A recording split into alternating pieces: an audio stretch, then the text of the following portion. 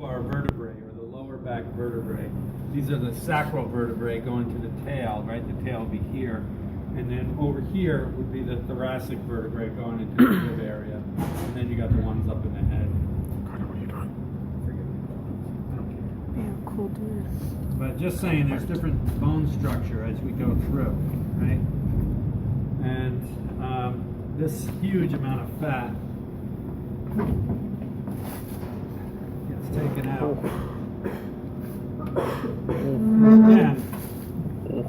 And this would be used for clear fat. Lumbar fat is really dry and nice for rendering. What I don't understand is why American Bounty doesn't get all of this and render it and makes freaking steak breaks. There's one other thing to signify bounty than this kind of fat. But I don't run everything. Write a letter. No, I'm not. No. I've been here 18 years. Oh. Write a letter. You'll understand. I know what happens. What I have to do is plant the seed. Let someone else come up with the ideas. When we go to American Bounty, we'll say, hey, why don't you guys use the fat? And be like, oh, that's a genius idea. Where'd you get that from? Oh, you know, I just thought of it. In a couple of years, it's going to grow into that. That's fine. It Your life keeps is me messed up. warm. Body. No. Look, every chef has an idea of what they want to do in their kitchen, you know what I mean? But Oh, Carter. that's a lot of fat. That's a tremendous amount of fat. It's another baby fat. Another thing we could do. It's gone. No, this one is a little bit exceptionally fatty. I mean, it's good Your quality, but headband's mileage is fine. killing us. Okay, how much was? You know, it's also somewhat seasonal. We're getting into the fall, winter, right? And the animal is thinking, well, it's going to be a rough winter, so let's stock up the fuel tank. You know what I mean? Little does it know it's gonna die Well, before yeah, winter they comes. don't know. They never. Jokes on the cow. But I mean, Going back. when you think Oh, about my. nature, you know, these are grazing animals, so they will eat and eat and eat in the summer when the eating is good, and then, you know, when the winter comes, they're able to survive the whole winter off of their fat. Any of your grazing animals will do that. Deer right now are eating whatever they can get, you know, so that they can survive the cold winter. So this is, you know, the fuel tank around the kidneys. So when is the best time to harvest animals? Traditionally would be in the fall in a cold climate. You know, the pigs are always at their best.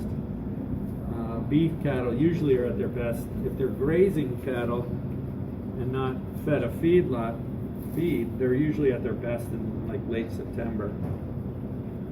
It's, you know, that's when the grass is like perfect. All right. So now you can see the tenderloin. It goes from here to here. Right. Now, if I cut this thing, let's go a few forward. Here's the loin. That's what we have right now. This is this, right? And I turn the page. The next item is a short loin. If I cut through right here at this curve of the bone structure, right there, that would be the end of the hip bone, right here. Right? If I cut this off, this piece right here is called the short loin, and that would be this. And the short loin is purchased for making steaks. All right, for making steaks. And what steaks would they make?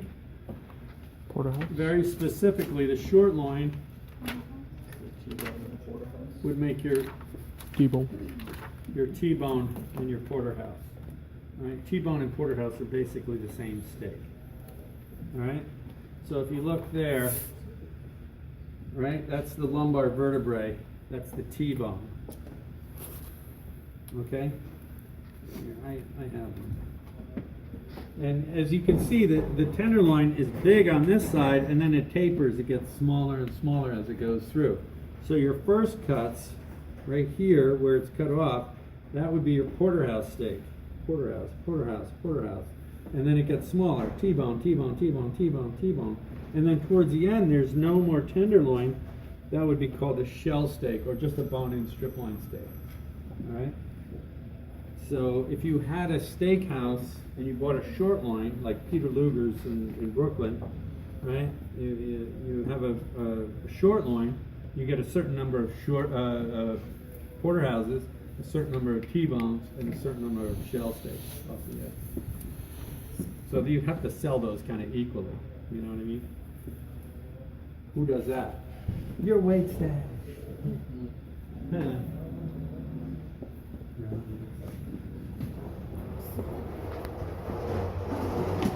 Spotlight. Huh? What? T-bone. Food? Oh! So that It's a T-bone. is that. That's Oh, what's what? sitting in there, That's right? beautiful. So what sits on this? This is the chine bone, right? As I spin it around, you can see. Oh, okay. There's the chine bone, right? Whoa. There's the feather bone, and then the finger bone in between.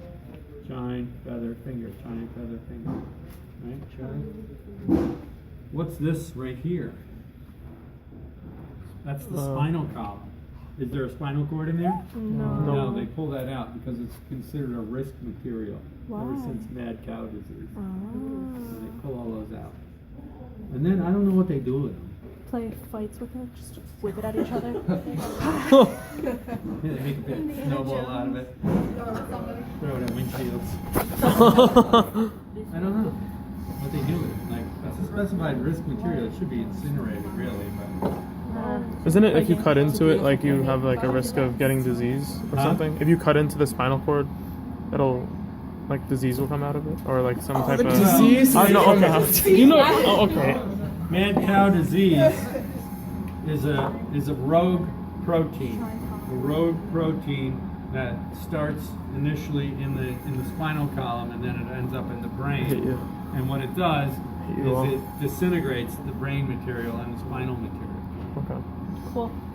It's a prion protein that exists in you right now. You all have prion proteins. It's just when they go rogue, it's not like a cancer, but it's not like a virus. It's like a contaminant almost. And the way mad cow disease spread was they were feeding beef cattle in feedlots ground up bone meal from sheep. Sheep have a disease called scrapies, which is basically an encephalopathy, just like mad cow disease. In humans, you get what's called Creutzfeldt-Jakob's disease, which is the same thing. In venison, they get chronic wasting disease. It's the same thing. All right? Was the mad cow disease, was that big in like the 90s or when was Yeah, late 80s, early 90s. It was never big, but it happened in England, and then there was a couple of cases here and a few cases in Canada. It pops up every now and then Bring back. because it's a naturally occurring thing, like a hereditary thing, as well as coming from a contaminated spinal.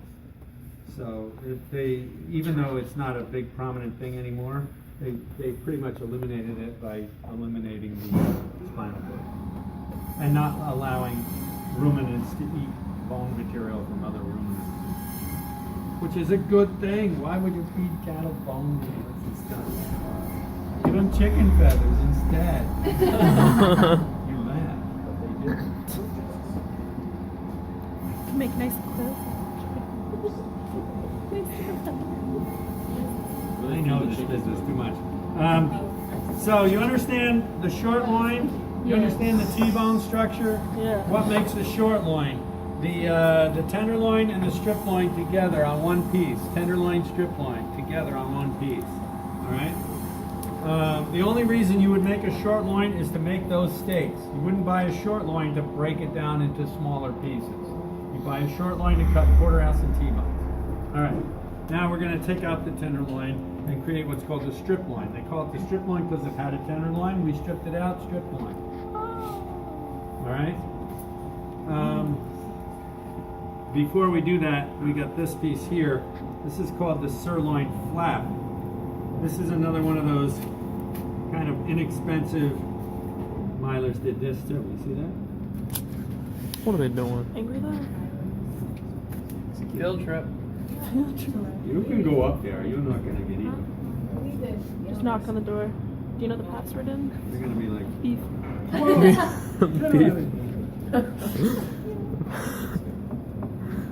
Okay. They know. They know the password. We have to let them in. or you could say, how much is a half a hog? And they'll be like, oh, hey, come on in. You got the money. You say, son. And like all of us storm in. So we gotta. I need to show you some pictures. This is called the sirloin flap.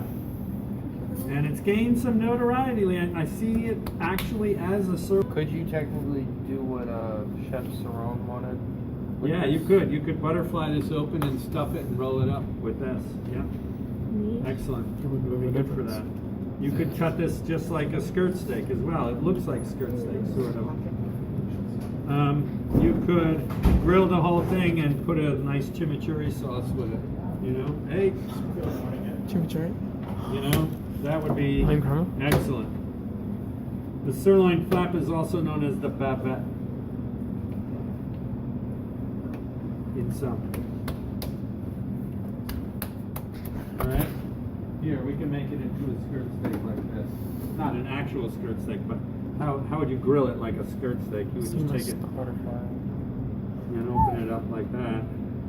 Wow. Pretty. Yes, it does. Got a lot of marble in Ooh. it. See how it would look like skirt, and it would cook like skirt, and it would taste like skirt. But it's not skirt, so don't call it skirt. Just call it sliced fajita steak, and they can go, Meat. "Oh, this skirt steak's delicious," and you're like, Meat. Yes. Well, technically, and then you would stop talking right there. Yeah. You got it. He hasn't told me yet. But you know what I mean? How it would work, similarly. Yes. Okay. Next, we're going to take out the tenderloin.